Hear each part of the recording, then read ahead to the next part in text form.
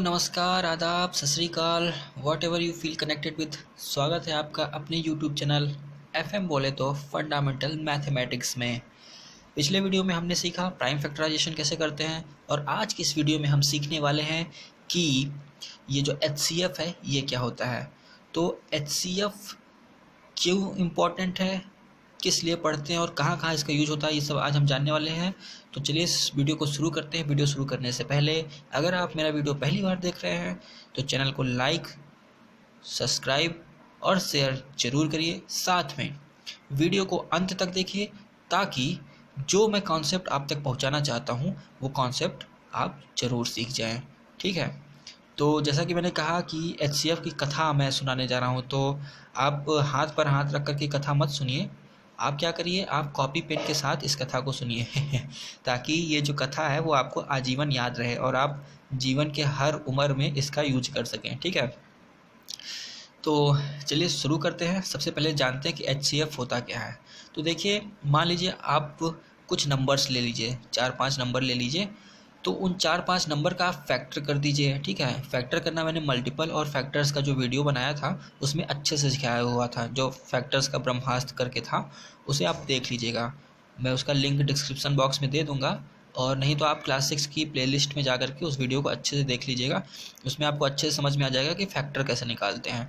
तो जब आप फैक्टर उनका लिखेंगे तो उसमें से कुछ फैक्टर्स ऐसे होंगे जो सारों में आपको कॉमन मिलेंगे। ठीक है, तो उन कॉमन फैक्टर्स में जो सबसे बड़ा होगा, हाईएस्ट होगा, हाईएस्ट कॉमन फैक्टर होगा, उसी को एचसीएफ कहते हैं। ठीक, तो एचसीएफ क्या हुआ ये समझ में आ गया। मतलब कि जो कॉमन फैक्टर हैं उस कॉमन फैक्टर्स में से भी जो सबसे बड़ा है, हाईएस्ट है, वही आपका एचसीएफ हो गया। ठीक, अब थोड़ा एग्जांपल ले लेते हैं। जैसे मान लीजिए आपको दिया हुआ है 2 नंबर, एक है 24 और दूसरा है 32। ठीक, आपसे कह दिया भाई 24 और 32 का हमें एचसीएफ बता दो। तो ठीक है, हम बता देंगे। तो 24 का आप क्या करेंगे, सबसे पहले फैक्टर लिखेंगे। तो फैक्टर आप देख लीजिएगा, अगर आपको नहीं पता वीडियो मैं डायरेक्ट लिख दे रहा हूँ। 1 2 3 4 6 8 12 एंड 24। इसी तरीके से 32 का मैं फैक्टर लिख दे रहा हूँ। 32 के फैक्टर्स क्या होंगे, 1 2 4 8 16 एंड 32। ठीक, अब देखिए इनके जो फैक्टर्स हैं ना, इसमें कुछ फैक्टर्स कॉमन हैं तो हम उन्हें लिख लेते हैं जो कॉमन फैक्टर मिले हमें। तो कॉमन फैक्टर क्या क्या मिले, देखिए 1 कॉमन फैक्टर है क्योंकि दोनों में आ रहा है, 2 कॉमन फैक्टर है क्योंकि दोनों में आ रहा है, और 4 है क्योंकि दोनों में आ रहा है, और 8 है। तो ये 1 2 4 8 ये जो कॉमन फैक्टर हमें मिले हैं, इसमें से जो सबसे बड़ा फैक्टर होगा, सबसे बड़ा फैक्टर क्या है इसमें से, 8 है ना सबसे बड़ा, यही हमारा एचसीएफ हो जाएगा। H C F of 24 and 32 equal to 8। ठीक, ये 8 क्या है, इसका एचसीएफ हो जाएगा, यही आपका आंसर हो जाएगा। ठीक, तो बात समझ में आई। फैक्टर्स तो हमें लिखना है, साथ में फैक्टर्स में वो कॉमन फैक्टर सेलेक्ट करना है। ठीक है, मतलब कॉमन फैक्टर मतलब जो 32 का भी फैक्टर हो, 24 का भी फैक्टर हो, दोनों का फैक्टर हो। तो यहाँ से हमने 1 2 4 8 पाया कॉमन फैक्टर। अब इस कॉमन फैक्टर में भी जो सबसे बड़ा फैक्टर है, कौन सबसे बड़ा फैक्टर है भाई, 8। तो यही हमारा एचसीएफ हो गया। ठीक है, लेकिन हम फैक्टर्स को इस तरीके से नहीं कैलकुलेट करेंगे। फैक्टर्स को कैलकुलेट करने का हमारे पास 2 तरीका है, हम उन्हीं 2 तरीकों से फैक्टर को कैलकुलेट करेंगे। ठीक है, तो कौन कौन से 2 तरीके हैं, सबसे पहला है आपका प्राइम फैक्टराइजेशन मेथड एंड दूसरा है आपका डिवीजन मेथड। ठीक, तो आज की इस वीडियो में हम पढ़ेंगे प्राइम फैक्टराइजेशन मेथड। ठीक, कि प्राइम फैक्टराइजेशन मेथड होता क्या है, कैसे उसे हम एचसीएफ ऑब्टेन करते हैं। तो प्राइम फैक्टराइजेशन ये मैंने अपने लास्ट वीडियो में आपको पढ़ाया था, आप उसे अच्छे से देख लीजिएगा, आपको अच्छे से समझ में आ जाएगा। प्लीज़ प्लीज़ प्लीज़ मैं आपको बहुत यूँ कह लीजिए कि बहुत आपसे अनुरोध करता हूँ कि आप प्राइम फैक्टराइजेशन वाला वीडियो देख लीजिएगा, तभी आपको समझ में आएगा कि मैं यहाँ पे क्या कर रहा हूँ। ठीक है, तो चलिए शुरू करते हैं कि प्राइम फैक्टराइजेशन मेथड में होता क्या है। तो जैसे मान लीजिए आपको कहा कि find H C F of 144 and 198 by prime factorization method, ठीक, ये मान लीजिए आपको बोल दिया। अब ये तो बोल दिया उसने, लेकिन अब आप करेंगे क्या? देखिए, तो हमें क्या करना, अब आप प्राइम फैक्टराइजेशन पढ़ लिए ना, जैसे ही आप प्राइम फैक्टराइजेशन पढ़ लिए, आप प्राइम फैक्टराइजेशन करिए, ठीक। किसका किसका करना है? 144 का और 198 का। तो 144 का हम प्राइम फैक्टराइजेशन करने लगे भाई। तो यहाँ से इसे हम 2 से डिवाइड किए, 72, फिर 2 से किए तो 36, फिर 2 से किए तो 18, फिर 2 से किए 9, फिर 3 से किए 3, फिर 3 से किए 1। इसी तरीके से हम 198 का प्राइम फैक्टराइजेशन कर लिए। 2 से किए 99, 3 से किए 33, फिर 3 से किए 11, 11 से किए 1, लास्ट में 1 आ गया, मतलब कि ये हमारा प्राइम फैक्टराइजेशन सही है। तो देखिए, ये जो मैंने किया है ना, अगर ये आपको नहीं समझ में आ रहा है तो घबराइए मत। जो मेरा प्राइम फैक्टराइजेशन का वीडियो है उसे आप प्लेलिस्ट में जाकर देख लीजिए, या उसकी भी लिंक मैं डिस्क्रिप्शन बॉक्स में प्रोवाइड कर दूंगा, आप वहाँ से इसको देख लीजिएगा। लेकिन देखिएगा ज़रूर, तभी आपको समझ में आएगा कि ये मैं कर क्या रहा हूँ, ठीक। अच्छा, इतना करने के बाद अब आप क्या करेंगे, इसके फैक्टर्स को लिख लीजिए। 144 के जो भी प्राइम फैक्टर आपको मिले हैं, क्या क्या मिले हैं, 2 into 2 into 2 into 2 into 3 into 3, ठीक। इसी तरीके से 198 का लिख लीजिए प्राइम फैक्टर 11, ठीक। अब आप देखिए कि इनमें से कॉमन फैक्टर्स कौन से हैं, ठीक। कॉमन फैक्टर मतलब जो 198 का भी हो और 144 का भी हो, दोनों का हो, ठीक। तो देखिए, इसमें मैं सर्कल कर देता हूँ, ठीक। देखिए, ये 2 और ये 2 दोनों में आ रहा है, कॉमन फैक्टर हो गया।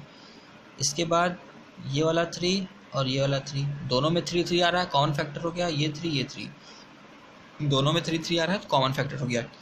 अब देखिए, जो भी अनसर्कल नंबर्स हैं आपके, ठीक, जैसे ये तीनों जो 2 हैं और ये 11, ये दोनों में नहीं आ रहे हैं, ठीक है। देखिए, अगर इस 2 का हमें कॉमन फैक्टर लेना होता तो यहाँ पे भी एक 2 होना चाहिए था, लेकिन यहाँ तो नहीं है। अगर इस 11 को कॉमन फैक्टर होना था तो यहाँ पे ऊपर भी 11 होना चाहिए, लेकिन यहाँ तो नहीं है। इसका मतलब जो हमारे कॉमन फैक्टर हैं वो यही है, एक 2 हुआ, एक 3 हुआ और ये वाला 3 हुआ, ठीक है। तो हम इन्हें लिख लेते हैं कॉमन फैक्टर करके। क्या हुए? 2, एक ही बार लिखना, याद रखिएगा, 2 इंटू 3 इंटू 3, ठीक। अब इनको मल्टीप्लाई कर लीजिए, तो क्या हुआ, मल्टीप्लिकेशन 18 आया। तो यही क्या हो गया, आपका आंसर हो गया। कितना सिंपल था, समझ में आया आपको? करना कुछ नहीं, ये प्राइम फैक्टराइजेशन करके क्या करना है आपको, इसी तरीके से लिख लेना है, ठीक है। और जो कॉमन फैक्टर हैं उन कॉमन फैक्टर को आपको सेलेक्ट करके लिख लेना है, ठीक। ये सर्कल, अगर आप सर्कल कर लेंगे ना तो आपको कॉमन फैक्टर सेलेक्ट करने में आसानी हो जाएगी, इसीलिए सर्कल कर लीजिए, ठीक है। और बाद में सेलेक्ट करने के बाद इनको आपस में मल्टीप्लाई कर दीजिए, ये आपका HCF निकल के चला आएगा, ठीक है। आइए देखते हैं, आप कुछ एक और एग्जांपल देख लेते हैं ताकि अच्छे से समझ में आ जाए। देखिए, जैसे मान लीजिए आपको कहा कि फाइंड HCF ऑफ 144, 180 एंड 192, ठीक, बाय प्राइम फैक्टराइजेशन मेथड, ठीक है। तो देखिए, 144 का जब हम प्राइम फैक्टराइजेशन करेंगे, इससे पहले भी मैं आपको करके दिखा चुका हूँ, चलिए एक बार फिर से कर लेते हैं फटाफट। 72, 36, 18, 9, 3, 1। इसी तरीके से 180 का भी प्राइम फैक्टराइजेशन कर लेते हैं। 90, 45, 15, 5, 1। इसी तरीके से 192 का भी प्राइम फैक्टराइजेशन कर लेते हैं। अगर आप ये नहीं कर पा रहे हैं, अगर आपको नहीं समझ में आ रहा है कि मैं ये कैसे कर रहा हूँ, तो प्लीज़ आप प्राइम फैक्टराइजेशन का वीडियो ज़रूर से देख लीजिएगा, मैं आपको बार बार कह रहा हूँ, ठीक। इतना कर लिया। इसके बाद मैंने कहा कि सबके फैक्टर्स को आप लिख लीजिए, ठीक है। चलिए हम लिख लेते हैं, 144 के फैक्टर्स को हम लिख लेते हैं, 2 into 2 into 2 into 2 into 3 into 3। इसी तरीके से 180 के फैक्टर्स को लिख लेते हैं, 2 इंटू 2 इंटू 3 इंटू 3 इंटू 5। इसी तरीके से 192 के फैक्टर्स को लिख लेते हैं। क्या हुआ भाई 192 का फैक्टर्स, देखिए, ball 2 into 2 into 2 into 2 into 2 into 2 into 3। ठीक, इसके बाद मैंने कहा कि आपको क्या करना है, कॉमन फैक्टर्स को सेलेक्ट करना है या कॉमन फैक्टर को सर्कल कर देना है। ठीक है, तो आप सेलेक्ट करिए, मतलब कि ऐसा फैक्टर जो तीनों में आ रहा हो। तो यहाँ से हम 2 को सेलेक्ट कर लिए, 2 तीनों में आ रहा था। फिर इस 2 को भी सेलेक्ट कर लिए क्योंकि ये तीनों में आ रहा है। ठीक है, उसके बाद देखिए और कौन सा आ रहा है, ये वाला 2 को अगर आप सेलेक्ट करेंगे तो इसमें तो 2 कोई बचा ही नहीं, तो इसका मतलब ये वाला 2 आप नहीं सेलेक्ट कर सकते। इसी तरीके से इस 2 को भी नहीं सेलेक्ट कर सकते। अब इस 3 को सेलेक्ट करिए, अगर इस 3 को सेलेक्ट करेंगे तो यहाँ से 3 मिलेगा, यहाँ से 3 मिलेगा और यहाँ से 3 मिलेगा, तो हम इसे सेलेक्ट कर सकते हैं। तो हम इसे सेलेक्ट कर लिए। बाकी अगर अब इस 3 को सेलेक्ट करेंगे तो यहाँ से 3 मिलेगा, यहाँ से 3 मिलेगा, लेकिन यहाँ से कोई 3 नहीं मिला, तो इस 3 को भी सेलेक्ट नहीं कर सकते। ठीक है, तो मतलब आपके जो हो सकते थे वो हो गए कंप्लीट। तो आप इन्हें लिख लीजिए, कॉमन फैक्टर क्या क्या मिला आपको, 2 इंटू 2 इंटू 3। ठीक है, अब क्या करना है, इन्हीं को मल्टीप्लाई कर लेना है। 2 2 जा 4, 4 3 जा 12। तो यही आपका आंसर हो जाएगा। क्या हो गया आंसर आपका, आंसर आपका क्या हो गया, HCF ऑफ 144, 180 एंड 192 इज़ 12। ठीक, बस इतना ही करना था, बहुत ही आसान था दोस्तों। उम्मीद है आपको समझ में आया होगा। अब आप कुछ क्वेश्चन के प्रैक्टिस करिएगा, चाहे आप क्लास 6 की बुक ले लीजिए या किसी भी इंटरनेट से कोई भी क्वेश्चन ले लीजिए। आप ये जो प्राइम फैक्टराइजेशन मेथड है इसे खुद से करने की कोशिश कीजिएगा। मेथड मैंने आपको बता दिया, HCF क्या होता है ये मैंने आपको बता दिया। अब नेक्स्ट वीडियो में जो दूसरा मेथड है आपका डिवीज़न मेथड, उसे मैं डिस्कस करूँगा और उसे भी अच्छे से सॉल्व करने की कोशिश करेंगे, देखेंगे उसका मेथड क्या होता है साथ में। क्योंकि ये HCF क्या है आपका बहुत इंपॉर्टेंट टॉपिक है। ये आप चाहे क्लास 6 में हो, 7 में हो, 8 में हो या आपने ग्रेजुएशन कर रखी हो, तब भी आपके लिए इंपॉर्टेंट हो जाता है। क्यों, क्योंकि ग्रेजुएशन के बाद या 10th के बाद जो लोग प्रिपरेशन करते हैं कॉम्पिटिटिव एग्जाम्स की, SSC, रेलवे, बैंकिंग, इन सब की, या कोई टीचिंग एग्ज़ाम की जैसे CTET हो गया, UP TOT हो गया, तो उसमें भी HCF के काफ़ी क्वेश्चन आते हैं। और वो क्वेश्चन कैसे होते हैं, वो क्वेश्चन वर्ड प्रॉब्लम होते हैं। ठीक है, शब्दों वाले। तो इसीलिए मैं ये जो HCF है इसका तकरीबन 3 वीडियो बनाऊंगा। और पहला वीडियो तो ये हो गया, दूसरे वीडियो में डिवीज़न मेथड को डिस्कस करूंगा और जो तीसरा वीडियो होगा उसमें मैं वर्ड प्रॉब्लम को डिस्कस करूंगा। ठीक है, वो वर्ड प्रॉब्लम इस तरीके के होंगे जो आपके एग्ज़ाम में पूछे जाते हैं, कॉम्पिटिटिव एग्ज़ाम में। तो अगर आप अभी से इसको सीखते हुए चलेंगे तो आप मतलब आगे आने वाले समय में आप बहुत अच्छा कर ले जाएंगे।